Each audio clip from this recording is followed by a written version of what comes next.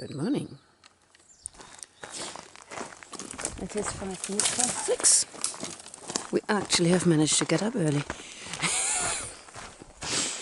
And we're off on our sort of final approach to Belden. Oh, 5 past 6. Yeah, it's quite early for us.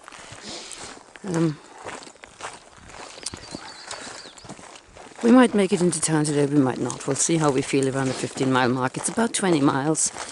So we'll either camp up A mile have out. 5 miles out. and have a really easy stroll in the morning, or we'll push for getting in tonight. It kind of is irrelevant. It makes no difference. We'll just see how we feel, how the terrain treats us today. We have enough food, so that's not an issue. But I think we're both now, it's fair to say, desperate for a shower. Yeah. We noticed this last night where we were camped as well. They've bundled all these pieces of wood together, and each one of them has like a plastic sack stuck in it. Does anybody know why? Why? I'd be really curious. Bit of a view. Are we still half on?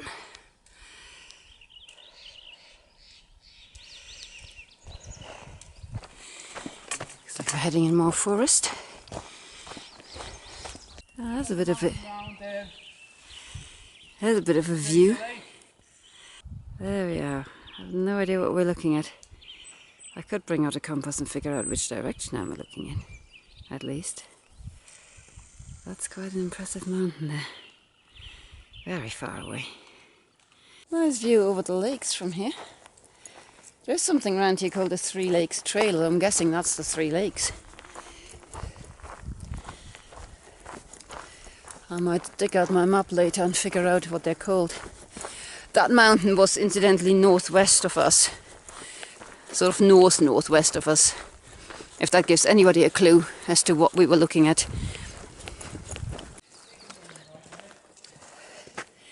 Okay, so that big lake down there was Silver Lake, and the other two might have been Rock Lake and Mud Lake, and the Three Lakes are somewhere else altogether. Ignore what I said earlier. We're walking on snow again. We think we're going the right way. We hope we're going the right way. There's a little ridge up here. There's loads of camping flat spots. Look at those kind of views you're going to get up there. Still Silver Lake down there. Very pretty. I feel like Somebody's watching you? little tray guy. He's all in black, jumps off rocks into swimming pools. I can't do that though. Well, where's the chocolate that you're supposed to bring me? Didn't I give you a Cliff Bar this morning? Or it wasn't one of my Cliff Bars? The chocolate Cliff Bar. It was as well, it was chocolate chip, yeah. There you go. He's that chocolate chip man! Not quite as safe as a milk tray, but you know, we're working on it.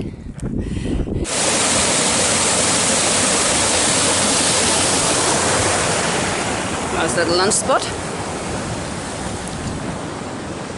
Solar panels are solaring. Husband's trying to see whether he's got internet. No, I think he's checking Gatsuka actually. Oh, Both of which are completely useless entertainments. And I shall eat. And I shall find a safe place to dunk my Snickers in the stream because it has started to melt. A little side note on digging cat holes. Always use the stick method. I just snuck off the trail to find the most remote likely tree to squat behind, and I saw this. 3 sticks in a very artificial arrangement. So I'm guessing somebody else had the same idea, the same tree, so I will move on. This place is overrun with these caterpillars. I'll show you your backpack. That's mine. Yeah, everything you put down for 5 seconds is Yeah, they're overrun all with over your caterpillars. They're all sitting on these really dried out twigs, doing I don't know what. Dancing. Dancing. Dancing the dance of caterpillars. Crazy. Now the trail's starting to look like Switzerland. Pretty here. This is a really pretty section actually from these lakes down to Belden. Well, we're not down Belden yet, but meeting a lot of day hikers and section hikers and short section hikers, and I'm not surprised. I mean, this really is very, very pretty and very walkable, apart from the steep drops into and out of Belden, obviously. Just catching a first glimpse of, well, it won't be Belden, but this is the valley floor we're dropping to. Down there. Looks like the highway and bits of the river. Doesn't look that far down, but yeah, it is. And then that means those kind of other hills that we're climbing And Speedy out of comes again. past. And Speedy comes past? Well, you better get out of his way then. I'm Speedy. Just beautiful up here. And one more snowfield to traverse. What's that all about? Nobody wonders about that. And I have to have words with Simless for not mentioning the snowfield. Oops, it looks a slushy one as well. That's not too long a drop, so let's do this. This is either the flattest piece of rock we've ever come across, or Sam and Frodo are hidden underneath there and it's actually an elven cloak. Nah, rock. Weird. A little glimpse of what we think the future holds. I don't know whether you can see them over there. There's a row of switchbacks going up the opposite hill. I think that's our way out. Having a well-earned break on the way down. Get annoyed by mozzies. What else is new? We have about, what is it, 3.2 miles left to go? If we go, Where to? if we're going to all the way down to the crossroads. Yeah, 3.2 to there, or 3.7 to the car park there. That might have some flatbeds to camp on. Yeah. It's quite a relentless downhill, I must say. It's about, well, it's a 4,000 foot drop or something like that. More. And your knees are getting a pound. I mean, it doesn't look like much here. 6.8 miles down. Yeah. We were giving our feet and knees a rest. Yeah. Sorry, and I'm eating trail mix while talking. That's not very civilized. Not very professional. Not at all. It's just a man eating trail mix. I'm not doing a video. I'm just eating. You're still talking. The snake just made me jump again. Lucky enough I didn't see me. I just heard it. Oh really? So we're back in Plumas National Forest that we left earlier. Yeah. Oh well. To Rochester, and at some point we should be crossing the railway line. Yeah. Wow. What? Grey came through at 12:18. They left with us this morning. At 6 they left our campsite. They got here in 6 hours and 18 minutes. They're fast then. Grey 11 and Marmot. It's only taken us another, I don't know, 5 hours? We did have 2 long breaks. Hard Rock and Castaway came through here 8 days ago. I wonder whether they're still with Jan. I wonder whether that is Jan. We used to call him our navigator over Forester and stuff. Maybe he stuck with the name. 8 days ago, eh? Yeah. Don't think we'll catch up with them again. Right. Finally made it to the railway crossing. What feels like a mile ago, Gottux told us it was 0.3. That's the longest 0.3 of our life. Never met it before. Not this dirty anyway. We're just crossing the railway. Before we get in... Where are we going? Belden? Belden. Oh, it's been a long day. It's been a long day. Oh, this is the train line we just crossed. Are you sure? Yeah, it is an active train line and trains do go across. Yep.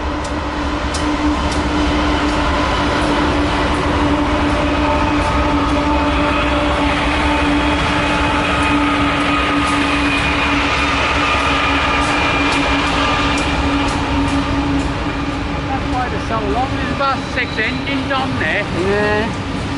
Right there is where you cross from the PCT. And we were there about a minute ago.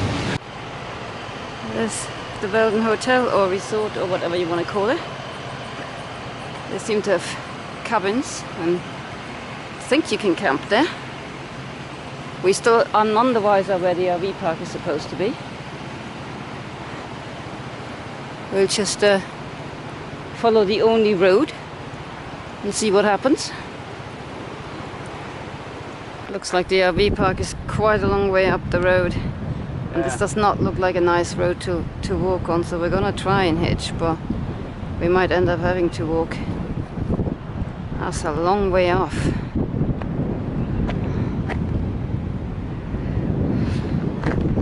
Yeah. We're here. Yeah. Ah, yes, we're here. Yeah, it's all the way there. Round a bend, and round another bend. Yeah. So this is Caribou Crossroads. RV park. It's all the RVs on that side. It also serves as the village post office. Got a really good cafe in it. Really nice, lovely people running it. It just pointed out to me that they have a sort of a fairy garden here. Got all these different fairy houses hidden in this garden, which is just too cute. Crazy little setup. Oh look, little mushroom house. There's another one. That's sweet. There's no Wi-Fi. There is no cell phone, at least not for us. I think Verizon can get here or whatever. They don't charge for camping. The hiker camping is through the back there. You can just about see our tent.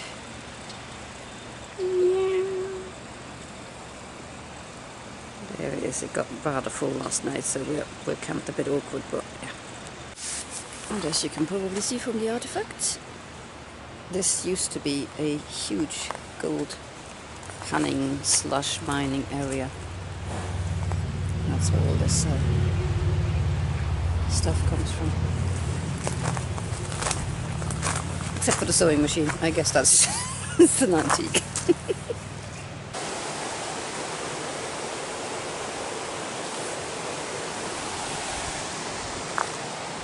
It's rather hard ground, so if you don't have a freestanding tent, it's a bit of a job getting the stakes in, but other than that, it's gorgeous.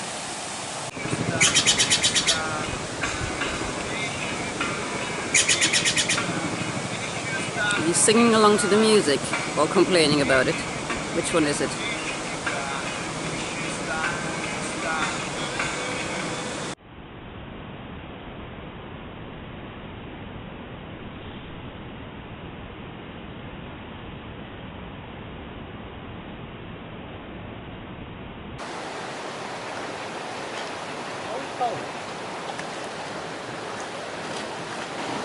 Tourists are trying to be brave and go in. Ooh. Yeah. It's not too bad. He says heading for the exit. Still got me flip-flops.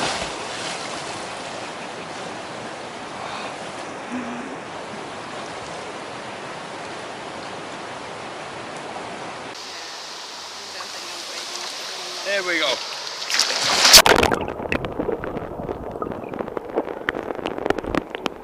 No.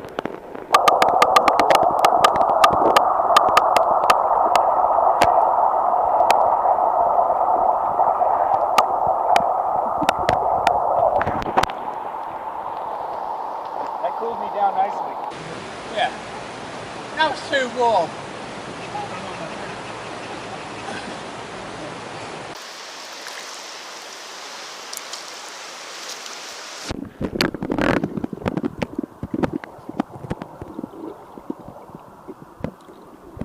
So where are you folks from?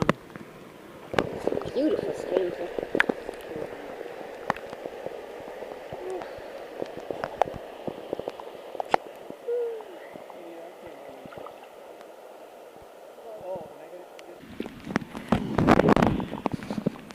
It was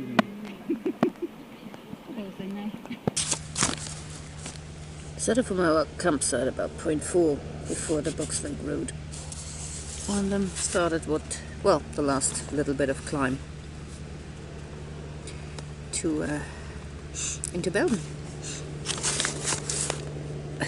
It was a pretty uneventful day actually. I mean, we got to Spanish Peak quite quickly, and that's sort of the highest point.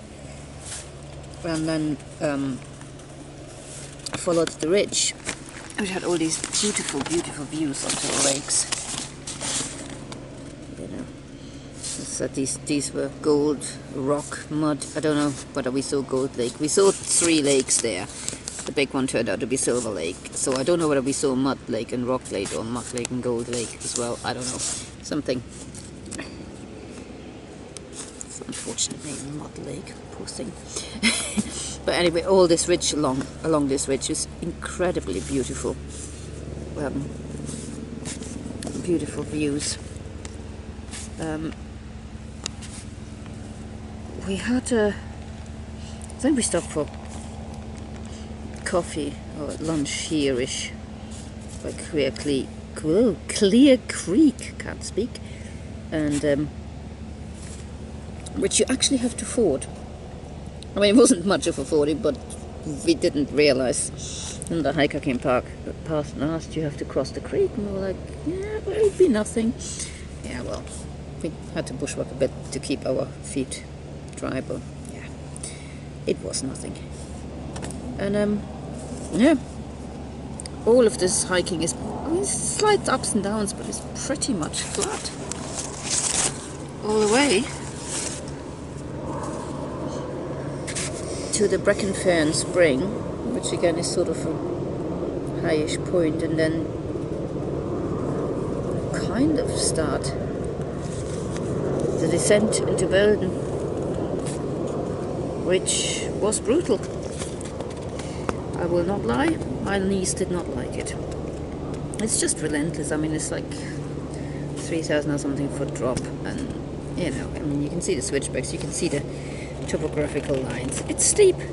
It goes ding ding ding ding ding ding ding ding ding ding ding, and every step is a pounce on your knees. So, you know, we took longer than intended or anticipated to get down. A little bit longer actually. We weren't that far out to get down to Belden town, which is a strange little place, honestly. It calls itself Belden town, but it's just, there's nothing there but a hotel. And that was pretty much, well, the door was closed. It was past the shop opening hours, so you know, you didn't actually even, it felt like walking through a bit of a ghost town, to be honest. And we crossed the highway, and then we hitched out on this road to Caribou Crossroads, the RV park. Hi guys, this is the summary for week 15. Obviously not recorded in week 15, as you may gather from noticed the by then, because my hair is a lot more longer and beautiful. It doesn't weigh a thing, it's like fresh air. Okay, what we actually wanted to talk about is the postal system. Oh yeah. The US postal system, which until very recently we were super impressed with, and we then ran into slight problems of our own making. So we're actually still quite impressed with the postal system. We learned a couple of things. Bounce parcels. They don't exist anymore. Haven't for 2 years apparently. Yeah. A lot of it, the postmasters, what you want to call the managers of post offices, that were here over 2 years ago, still do it. But there's a few that don't. It's kind of now totally at the discretion of the people managing the post office. USPS no longer, and hasn't for 2 years, supports the Battery gone. battery exhausted. Sorry about that. Apparently the battery got exhausted with us babbling on. But yes, what we were talking about. USPS don't no longer support the bouncing forward of parcels, whether they have been unopened or opened, whether you're there in person or not. It's just not what they do anymore. But 90% on a PCT do. A lot 10% don't. A lot of them, but basically just don't bounce a parcel. We learned the hard way with the parcel that went to Mammoth, that we tried to have bounced forward over the phone, because obviously we never went to Mammoth, and that happened to be the one post office that we encountered that adhered to the new rules. Yeah, because I was in Sierra City. I borrowed the phone of a kind PCT hiker, and I was just expecting to say, oh, can you send it to such and such a place? And he said, oh, I'm going to charge you. I didn't even take the wallet, and I'm like, hang on. He was stood in the one spot in Sierra City that has reception, but only on Verizon, which is why we needed to borrow somebody else's phone. So he was in no position to actually do anything at that point. When we next got to somewhere that had cell service where we could have sorted it out, we also had internet, so I checked the tracking number, and then they've already sent it back to the original. Yeah, they send it back to the address, which is the other problem. Of course, if we as foreigners, we kind of make up the from addresses. Yeah. And we had at the by time, our mistake. Yeah, we had put Grumpy Bears. And they tell you on their website, and they don't do returns. Yeah, they don't want you to put their address down. We did not know that at the time when we wrote it down, so many apologies again to Grumpy Bears. Kendra for messing up their system yet again. So that parcel, unfortunately, before we managed to ring back to Mammoth and pay them again to send it somewhere else, got sent back to Grumpy Bears. We're still trying to retrieve it as we are filming this. We know it did get to Grumpy Bears. They acknowledged receiving it, but then the whole conversation somehow broke down. Something's gone awry with our emails. When we asked them whether they could forward it, we never got a reply. So we've got plans in the works to get hold of this parcel somehow. But yeah, it's just basically don't bounce parcels. This is no longer policy. The other thing we learned, of course, is that there is a difference between a post office and a village post office. Like the post office in Belden is licensed to receive post and distribute it, or have people come in and pick it up, and they are licensed to send the priority mailboxes, the USPS ones. So if you've got a box or a parcel that is not in there, they won't send them. We didn't know that, so what did we do? Send our bear canisters there. Yeah, with the intention to bouncing them forward to Cascade Locks. And that, they couldn't do that because basically, quite logical really, they are not a post office, so they have no scales to weigh your parcel, they have no charts that tell them this many kilos goes there.